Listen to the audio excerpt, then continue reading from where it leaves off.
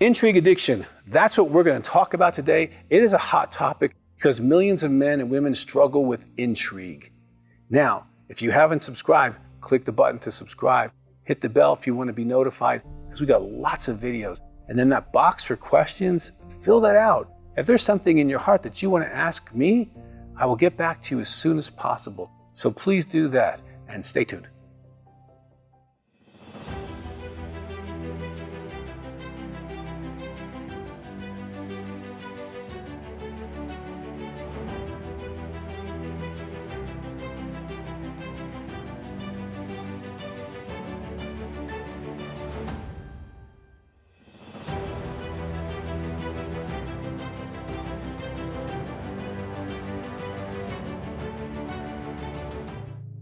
Intrigue addiction. Intrigue addiction is probably the newest facet in sexual addiction recovery that's being discussed. Intrigue addiction is absolutely real. Millions of men and women play with intrigue addiction. What is intrigue addiction? It's when we give that energy to another person or receive that energy. See, intrigue doesn't need words, although sometimes once we get past the initial energy transfer back and forth, we use words, we start to flirt, we start to groom. That's all part of it. But intrigue is that beginning eye contact. It's that I'm checking you out. You checking me out? I'm smiling at you. You're going to smile back. Hey, you interested? I'm interested. You look great. You think I look great? All this is going on like in nanosecond time. It's these glimmers of looking into someone else and them looking into you and going, wow, oh. Now, when you do that, you're actually leaving your real world oftentimes of being married, having kids, and all the responsibilities of life, and you're just momentarily in this kind of altered state, this kind of fun place where, wow, you're just being seen, or you're actually seeing someone and you're giving them this kind of impression that you have availability, that you have energy for them, you have time for them, you'd like to get to know them. And you're hoping that they have the same energy back and forth. Now, if you find someone who's mutually intriguing, it's like finding another alcoholic who loves to drink. You guys will find out when you're at the gym at the same time or the coffee shop at the same time. You'll look at each other for weeks or months before saying anything. It's this kind of like, oh, there he is. Oh, there she is. Now, intrigue, it doesn't matter what gender you are. This thing goes on constantly. Now, when did it start? Probably early on. It could have started as a kid, even before you hit puberty. I wonder if they'll be my boyfriend. Wonder if they'll be my girlfriend. I like them. Do they like me? And depending on your family of origin, how secure you were, how loved you were, how appreciated and celebrated you were, that phase would go out, okay, just with growing up. But if you have abuse, neglect, pain, trauma, or if you have secrets, you don't think anyone's going to love you, you feel worthless, and so you're constantly looking for someone to validate you, even though you could be totally handsome or beautiful. You don't feel connected and valued, heard, or seen. So sometimes it's coming from the family of origin, and you're just kind of replaying this tape, and you're looking for someone out there, outside, to love you. You're looking for the environment to stabilize and to validate you and to find you as significant. You haven't found your own significance, and so you're looking for someone else to find it or give it to you. Now, it can come from that hurting place. It can come from a place where you're just kind of like using intrigue as a stimulator. You got an active mind. You just like to, hey, wonder what that would look like. Wonder what that'd be like. Wonder if they would like. Wonder if he would want to be with me. He's married. Okay, that would be fun just to see if he'll give me attention. Oh, she's really successful. I wonder if I could seduce her just with my little energy and give her that, hey, I'm really liking you, baby. Okay, and she's a doctor. Wow. Okay, there is so many different ways that we intrigue. On the video, Intrigue Addiction, I go into several different types of intriguers, okay? Because you probably have a particular intriguing style that's unique to you, but it's not unique, okay? I'm Dr. Doug Weiss. I've been a psychologist. I've been working with clients. I've been counseling for over 30 years with sexual addiction. I'm the president of the American Association for Sex Addiction Therapy. I've been doing 5-day intensives, 3-day intensives for over 20 plus years. I've been working with sexual addiction, and I've had thousands of men and women tell me their secret thoughts, their secret behaviors, and how they do life, and how they can heal from their own sexual addiction behaviors, all the way masturbation, sex with others, porn, strip clubs, all that stuff. But the intrigue, that's the discussion that's going on now. Because now we're into, okay, I haven't done those things for a while, but I'm still playing the game. Now there's no official game going on because I might not be talking to them. Now, if you intrigue regularly, you'll start being nice, overcompensating, maybe not charging for a service, getting that little special attention, and you might start touching forearms or giving the hugs that are a little longer to go, ooh, I just want you to know I really love you, okay?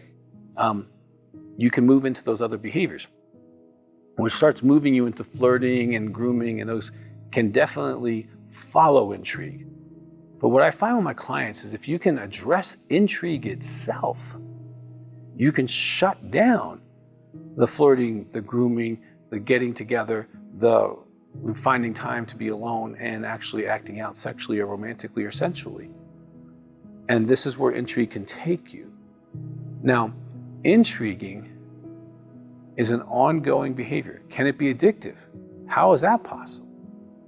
Well, anything can become addictive when you use it to medicate, relieve stress, to escape, to cope, to not feel your feelings, okay? So you might be feeling unimportant or rejected by your spouse, and you go out and, hey, you get a little hits at the grocery store, you go to Costco, and you just keep driving your cart until you get that smile from somebody who thinks that you're hot.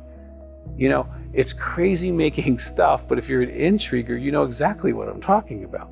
You route your day by getting your hit at the coffee shop and then at the office, or maybe you travel around to different offices and the secretaries are the male managers who will give you that energy, okay? And you kind of click off the end of the day and you've gotten maybe 4, 5, 6, 10 different little hits. And you feel good when you get a hit. When someone looks at you and gives you that, whoa, I would totally be interested in you, something goes off inside of you. Maybe you feel loved, accepted, but your mood alters. And if you don't get intrigue, you can have very similar symptoms like someone who's an addict. You can have withdrawal symptoms, okay? You can have consequences. Your spouse doesn't want to go out with you anymore, doesn't want to be in public with you anymore because you have that roaming eye. They feel you disconnect from them and it causes them pain. They don't respect you anymore. But even after consequences, you keep using. Well, that's what addicts do.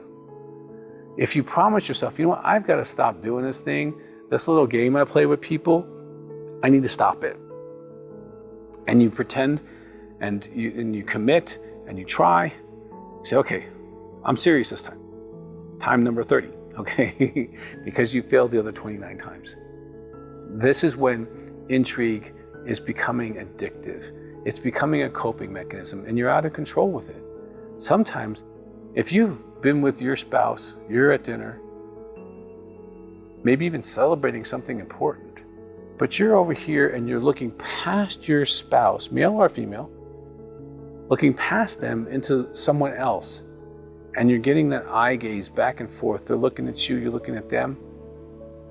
You literally leave being with your spouse, even though you're physically in the chair. Your spouse can feel that energy leave. So intrigue has no winners. Let's go through that. You don't win because you just left the real world of being, a married person with responsibilities, or maybe spiritually or morally very strong, and if you're over here kind of giving energy to this person. You don't feel good about yourself when you actually stop and think about it, and it's really silly because you're 90% of the time you'll never talk to that person. Your spouse doesn't win. They feel hurt, alone, rejected, ugly, not enough, not important, not valued, all that not feelings, okay? And the person you're intriguing with, if they're not a mutual intriguer, not a mutual drinker like you, and they're getting a little buzz, they're not feeling good either. They feel like, ooh, this person's weird. This person's sliming me, dirty. They feel odd, slimed. Now, I've dealt with all three of these people, the intriguer, the spouse of the intriguer, and the person who's being intrigued against. There's so much on this video, intrigue addiction, that if this is you, this resonates with you, that you're going out there and you're having this code going on with other people, and you're keeping track of when they're there, you're arranging your day, okay? You're being super friendly to see who warms up to you, to see if you can take it further. You're that person who uses intrigue as an entryway into further behaviors. If you're any of these people, the intrigue video will definitely help you to be able to get your hands on this, maybe understand why you're doing this, what the meaning of your intrigue is, and then how to get some practical tools to get better, to heal from, to be able to be in a room with people and be with the one you came with. You know, the old saying, dance with the one who brought you. And you're present with them, and you're having a we experience with them. You're not having a me experience in the environment, trying to get eyeballs and smiles. Okay? So if you struggle with intrigue addiction, I want to say there's hope, there's help. You don't have to stay stuck in this manner. If you're the spouse of an intriguer, definitely get the DVD, because I explain over and over again, this is not about you. This is not about you not being enough, being good enough, being handsome or pretty enough or rich enough. This active coping mechanism of your spouse preceded you by many years. No matter who they married, they would be doing this to them. This is a brokenness inside of the intriguer.